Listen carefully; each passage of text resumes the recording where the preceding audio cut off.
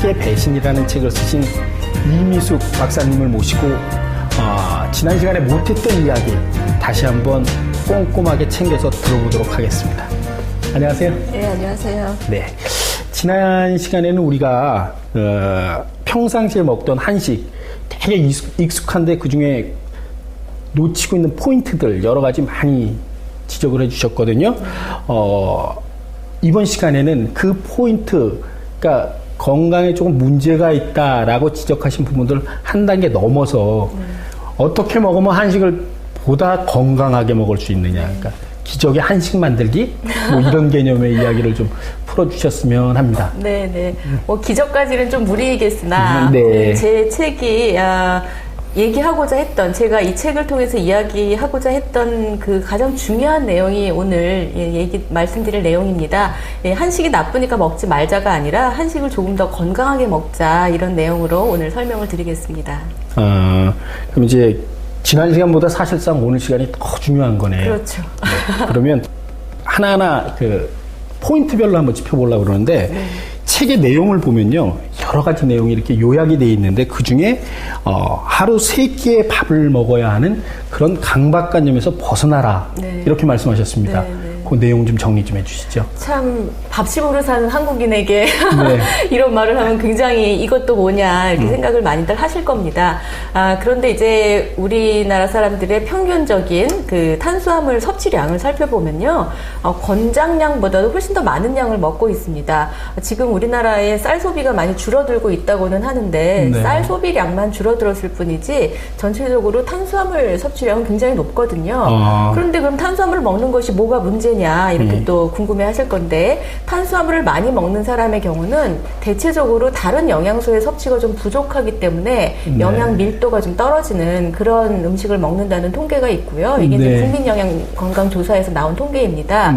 탄수화물을 지나치게 많이 먹는 것이 좋지 않다, 이렇게 또 이제 쉽게 설명드릴 수가 있는데 밥의 중요성을 강조하시다 보면 이미 탄수화물을 충분히 먹었음에도 불구하고 밥을 또 마지막에 먹어야 편하다, 이렇게 느끼시는 분들 굉장히 많으시거든요. 저 대표적으로 그렇습니다. 밥을 안 먹으면 식사를 안 했다.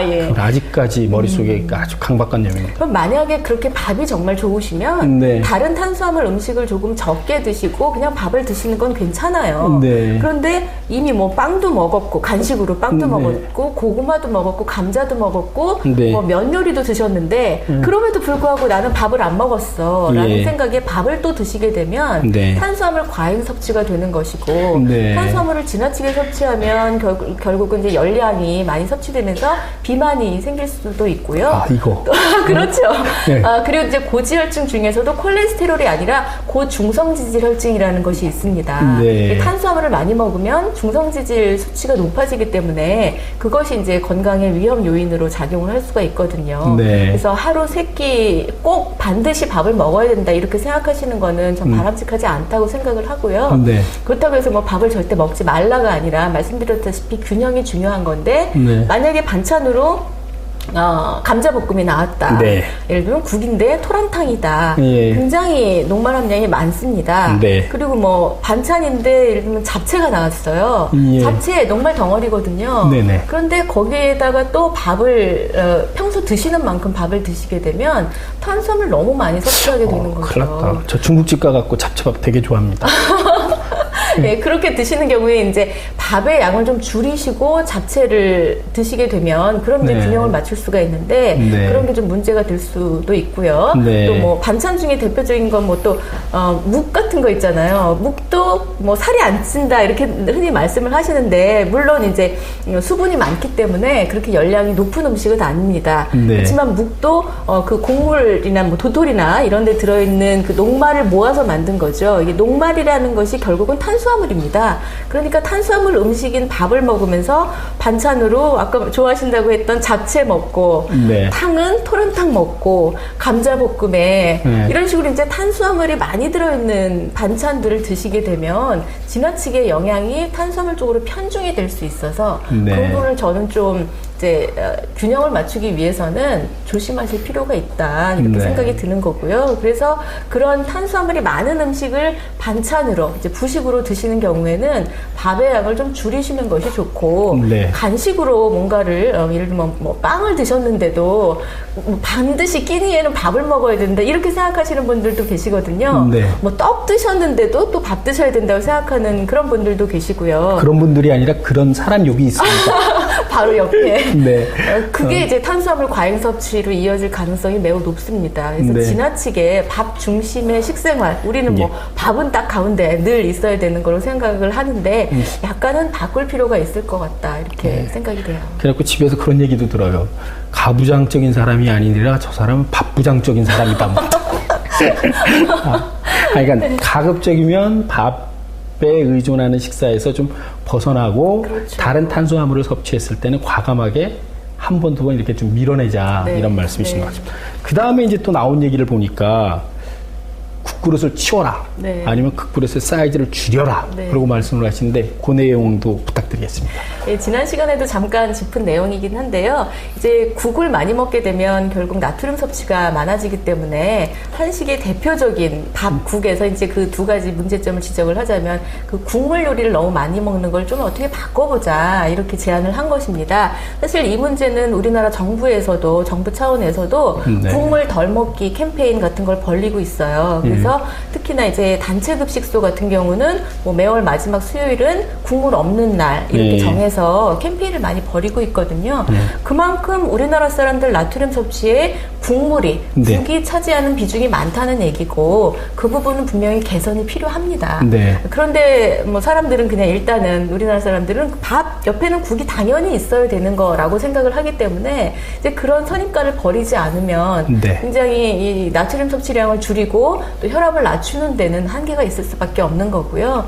그래서 극단적으로 말하면 국을 아예 치워라 이렇게 말씀을 드리고 싶지만 특별히 정말 완전히 고혈압이라서 나트륨 섭취량이 뭐 심각하게 줄여야 되는 정도가 아니라면 국그릇을 치우는 것보다는 국그릇 크기를 좀 줄임으로써 국물 요리 섭취를 조금 양을 줄이는 그런 방법을 생각해 보실 수가 있고요. 네. 또 국을 조금 더 이제 건강하게 먹는 방법, 예를 들면 칼륨이 풍부한 채소를 많이 사용을 해서 국물 요리를 만든다거나 뼈국에 대해서 사실 논란이 많이 있는데요. 뼈국 자체가 건강에 좋으냐 나쁘냐 사실 뭐 예전에는 다 건강에 좋은 거라고만 생각을 했지만 네. 뼈국을 많이 먹으면 그 안에 나트륨도 많이 들어있어서 오히려 혈압을 높인다 이런 연구 결과들도 있거든요. 네. 근데 제가 제안하고 싶은 거는 뼈국만 드시라는 것보다는 그 국을 만드실 때 뼈국을 이용을 해가지고 국을 만드시게 되면 그 안에 들어있는 칼슘이 또 나트륨의 작용을 또 억제시켜주는 작용을 하거든요. 네. 그런 면에서는 이제 뼈국도 어느 정도 활용을 하시면 나트륨의 피해를 줄일 수 있는 방법으로는 이제 응용이 가능하다고 생각이 됩니다. 그러니까 국그릇을 줄이자, 치우자라고 말씀을 하시지만 궁극적인 얘기는 국을 먹지 말자 이건 아니고 덜 먹자. 네, 건강하게 먹자. 먹더라도 이왕이면 채소를 많이 넣어라. 네. 뭐 시래기라든가 뭐 배추 같은 거 네, 많이 네. 넣고 먹으면 그나마 좀 도움이 될 것이다. 라고 얘기를 하시는 것 같고요. 그 다음에 발효 음식의 온도를 바꾸면 네. 건강식이 된다. 그리고 확실하게 규정을 하셨거든요. 네. 네, 거기에 대한 말씀을 부탁드립니다. 네. 아마 지난 방송 보신 분들 중에는 바이오제닉 아민이라는 독성 물질에 대한 설명을 들으시고 이게 도대체 뭐지? 굉장히 많이들 놀라셨을 겁니다. 일단은 바이오제닉 아민이라는 것이 이제 발효 과정을 통해서 생성된다는 말씀을 지난 시간에 드렸는데 그러면 발효 과정을 어떻게 컨트롤을 하면 이 바이오제닉 아민의 생성되는 것을 좀 막을 수 있는지 그런 부분에 대해서 이제 생각을 해볼 필요가 있죠.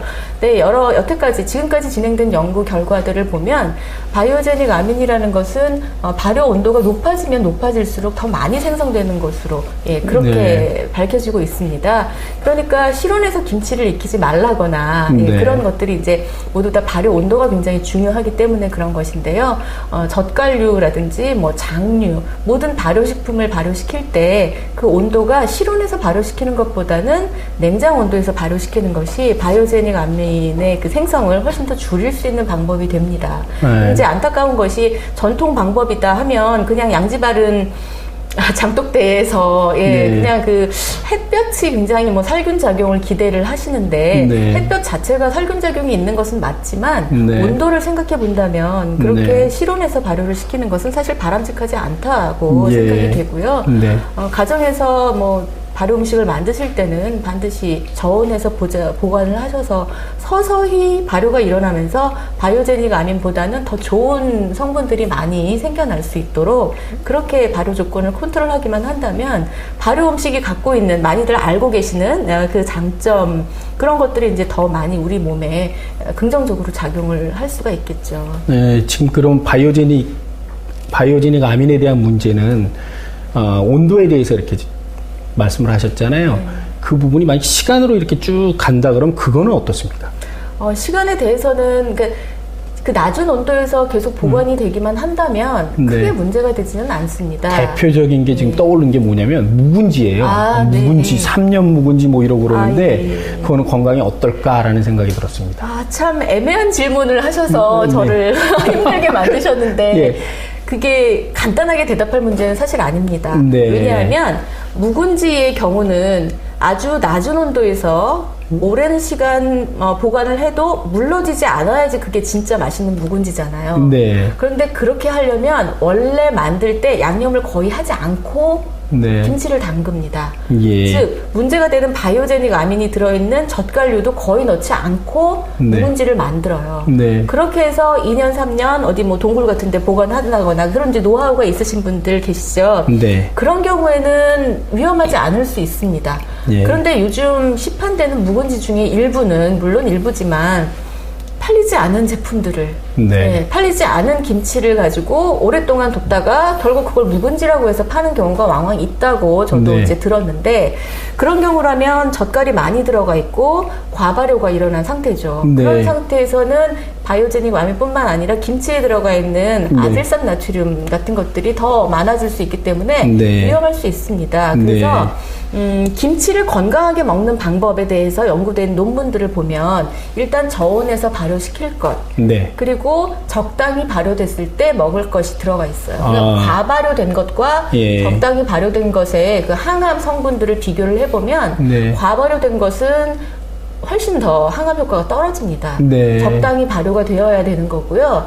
그리고 넣는 양념의 양에 대해서도 또 연구가 된 것이 있는데 마늘을 조금 더 많이 넣거나 생강을 조금 더 많이 넣거나 이런 경우에 발암 효과가 더 많이 증가한다는 논문이 있어요. 그러니까 물론 너무 많이 넣어서 김치 맛이냐 이게 김치냐 마늘이냐 하게 되면 곤란하겠지만 어느 정도 수용 가능한 선에서 마늘의 양념량을 좀 늘리고 생강을 조금 더 넉넉하게 넣으시는 것 그리고 젓갈은 조금 적게 아껴서 넣으시고 낮은 온도에서 발효를 시키고 적당히 발효됐을 때 더 이상 발효되지 않도록 한 그 온도 조절을 이제 그렇게 요즘에는 이제 김치냉장고를 많이 사용하시니까요. 그렇게 조절을 해서 과발효가 일어나지 않도록 하신다면 오랫동안 보관하고 드셔도 충분히 건강한 김치를 드실 수 있습니다. 우리가 아까 일반 가정에서 건강한 김치를 먹는 법에 대해서 확실하게 이제 정리가 끝났습니다. 우리가 이제 그 음식하면 빼놓을 수 없는 부분이 있잖아요. 항시 그 논쟁거리가 되고 있는 식품 첨가물 문제, 첨가물 문제에 대해서 한번 또 말씀을 부탁드리겠습니다. 식품 첨가물 얘기만 해도 아마 다음 시간에 또 나와야 될 정도로 굉장히 뭐 할 얘기가 많습니다만 그냥 이렇게 간단하게 정리하면 될 것 같아요. 먹는다고 해서 당장 죽지는 않아요. 그렇기 때문에 허가는 났어요. 그런데 지나치게 많이 먹었을 때도 괜찮은지에 대해서는 아무도 괜찮다고 100% 확실하게 얘기할 수는 없어요. 물론 허용이 됐습니다. 여러 가지 식품 첨가물이 허용 안 된 걸 넣은 것은 아니지만 식품회사 입장에서 보면 허용된 걸 넣었는데 소비자들은 왜 이렇게 불안해하냐. 얼마나 많은 양을 먹었느냐에 따라서 그리고 그 사람이 그 식품 첨가물에 얼마나 민감한 체질이냐에 따라서 반응은 분명히 달라질 수 있습니다. 그렇기 때문에 대부분의 사람들이 아무 이상이 없으니까 나도 괜찮겠지 이렇게 생각하는 거는 조금 아니라다고 저는 생각을 해요. 그래서 가급적이면 식품 첨가물이 많은 음식은 그냥 피하는 게 좋죠. 무조건 뭐 이거 한번 먹었다고 해서 내가 당장 병이 나는 것은 물론 아니지만 그런 음식을 꾸준히 먹는 것은 굉장히 문제가 있다고 보는데 식품 첨가물이라는 건 사실 이제 가정에서는 안 쓰시죠. 이제 조리되어 있는 이미 조리되어 있는 그런 음식에 이제 많이 가공식품인 경우에 이제 첨가물이 많이 들어가는데 요즘에는 반조리 식품이나 또는 그냥 데워서 먹기만 해도 되는 냉동식품들이 굉장히 많거든요. 네. 한식 중에서도 그렇게 이제 이미 시판되고 있는 음식들이 굉장히 많고 국물 요리도 많이 있습니다. 네. 국 같은 게 이제 뭐 레토르트 파우치 같은 데 들어있기도 하고 네. 간편하죠. 그냥 데워서 먹기만 하면 되니까. 네. 그런데 그냥 감안하고 드셔야 될 것 같아요. 그런 걸 드실 때는 이게 나한테 건강에 좋을 거다 까지는 아니고 그냥 간편하니까 그리고 네. 뭐 맛이 괜찮으니까 드시는 정도지 거기에 식품 첨가물이 들어있는 것도 100% 안전하다 이렇게 생각하시는 건 조금 저는 네. 무리가 있다고 생각을 합니다. 알겠습니다. 보통 우리가 이제 음식을 먹게 되면 특히 과일이나 이런 걸 먹으면 껍질을 까고 먹잖아요. 네. 근데 껍질을 까지 말고 먹어라.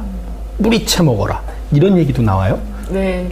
뭐 한식 얘기하다가 왜 갑자기 이런 얘기인가 하시는 분들도 계실 거예요. 그런데 이제 우리나라 음식, 한식을 만들다 보면 오히려 서양 사람들에 비해서 재료를 굉장히 많이 손질을 합니다. 네. 그 이제 어떤 면에서는 뭐 정성이다 이런 말씀들도 많이 하시는데 예를 들면 콩나물을 먹어도 머리 띄고 꼬리 띄고 이런 네. 식으로 굉장히 다듬기를 좋아하고요. 감자를 요리를 해도 감자 껍질을 다 벗깁니다. 예. 그죠? 예. 네. 그런데 서양에서는 감자 껍질 그대로 먹는 경우가 굉장히 많거든요. 예. 뭐 비단 두 가지 예뿐만 아니라 굉장히 많이 이제 껍질을 다 벗겨버리는 게 일반적이고, 뭐 열매를 먹으면 열매만 먹고, 줄기를 먹는 채소는 줄기만 먹어요. 그런데 네. 실제로 정말 버려지는 부분에 너무 많은 영양소가 있거든요. 네. 뭐 그런 걸 보면은 야 진짜 알맹이는 버리고 껍데기만 오히려 먹는 거다 싶을 네. 정도로 대표적인 게 이제 사과 같은 과일인데요. 네. 다른 과일도 그렇지만 사과의 경우 보면은 알맹이하고 껍질 부분이 색이 다릅니다.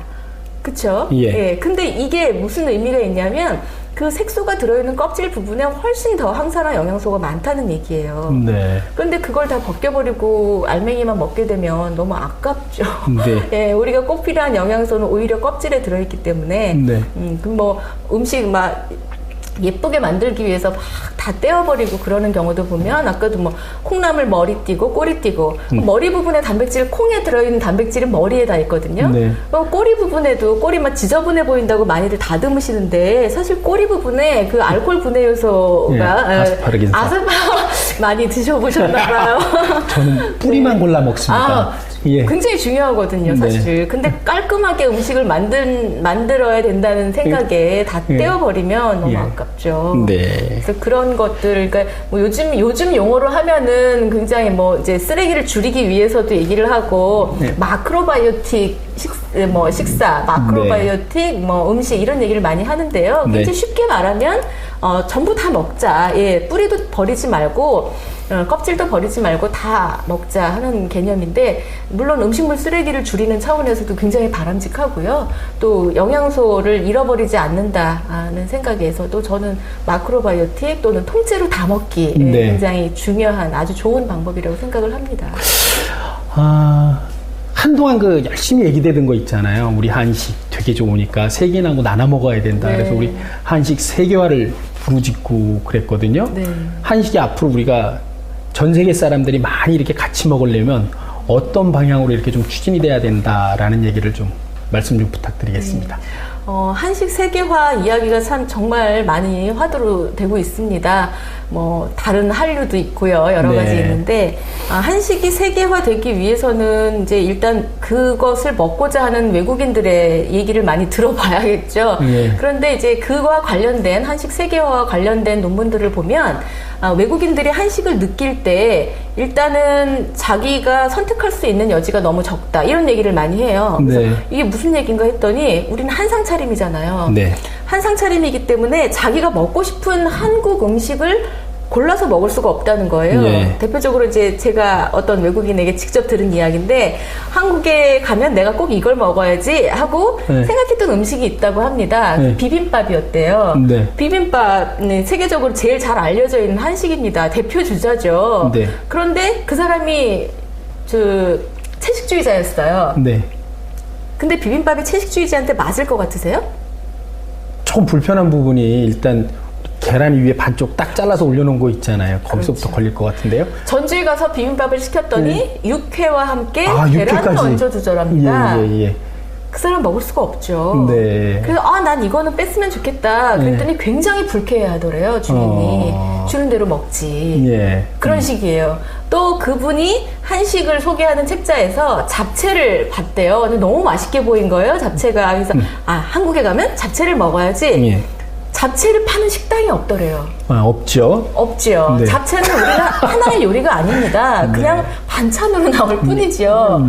그렇기 때문에 이 한상 차림을 조금 이제 한식을 세계화 시키기 위해서는 한상 차림에서 우리가 일품 요리로 만들 수 있는 거를 많이 개발을 해야 됩니다. 실제로 우리나라의 그 특급 호텔, 서울의 특급 호텔을 보면 요즘 문제가 되고 있는 게 한식당 거의 없애잖아요. 그쵸. 한식당이 없어요. 왜냐하면 그 많은 반찬 수를 다 그 제공을 하면서 이게 안 맞거든요, 수지타산이. 그런데 일부 호텔에서 정말 일품 요리로, 근데 아주 고급 일품 요리예요. 개발을 해가지고 아주 정말 소위 말하는 대박을 쳤다. 그런 보도를 봤습니다. 그런 노력, 그러니까 우리가 생각하는 이게 한식이니까 먹어가 아니라 그들이 원하는 방향으로 바꿀 필요가 분명히 저는 있다고 봐요. 그럼 그거는 한식이 아니냐? 그것도 한식이죠. 그렇게 바뀌어도 여전히 한식입니다. 그들을 위한 작은 노력을 좀 하자, 우리가. 거의 그 2시간에 거쳐가지고 우리한테 한식에 대한 나름대로 경계해야 될 부분, 그 다음에 다시 짚어봐야 될 문제점, 그 다음에 좀 더 이제 나아가서 발전적으로 풀어갈 수 있는 방향까지 제시하셨는데, 시간 전체적으로 이렇게 말씀을 하시다가 요 얘기는 꼭 빠뜨렸다, 이 얘기 꼭 하고 싶다, 뭐 이런 얘기 있으시면 마지막으로 좀 부탁을 드리겠습니다. 마지막으로 꼭 당부드리고 싶은 게요. 한식이 나쁘니까 먹지 마라, 절대 아닙니다. 한식이 갖고 있는 다양한 장점, 물론 저도 인정을 하는 바고요. 지금 뭐 여러 매스컴에서도 또는 정부에서도 이야기하는 한식의 세계화, 저 역시 바라는 사람입니다. 그런데 제가 말하고자 하는 것은 한식이, 그동안 먹어왔던 한식이 지금 현재 우리의 위생 개념, 그 기준에 좀 부합하지 않는 부분이 있다면 개선을 해야 될 부분 반드시 있다고 생각을 하고요. 그것이 그냥 우리가 먹는 것이 아니라 앞으로 정말 세계에 소개가 되기 위해서는 우리가 자랑스럽게 내놔야 되지 않겠습니까? 그런 면에서 누구에게 내놔도 정말 자랑스러운 한식이다, 건강에 좋은 음식이다 라고 이야기를 할 수 있을 정도로 한식이 조금 더 건강해지기를 바랍니다. 네, 박사님 대단히 감사합니다. 앞으로도 그 한식의 발전을 위해서 많은 좋은 지적, 그다음 발전적인 방향 제시해 주시길 부탁드리겠습니다. 감사합니다.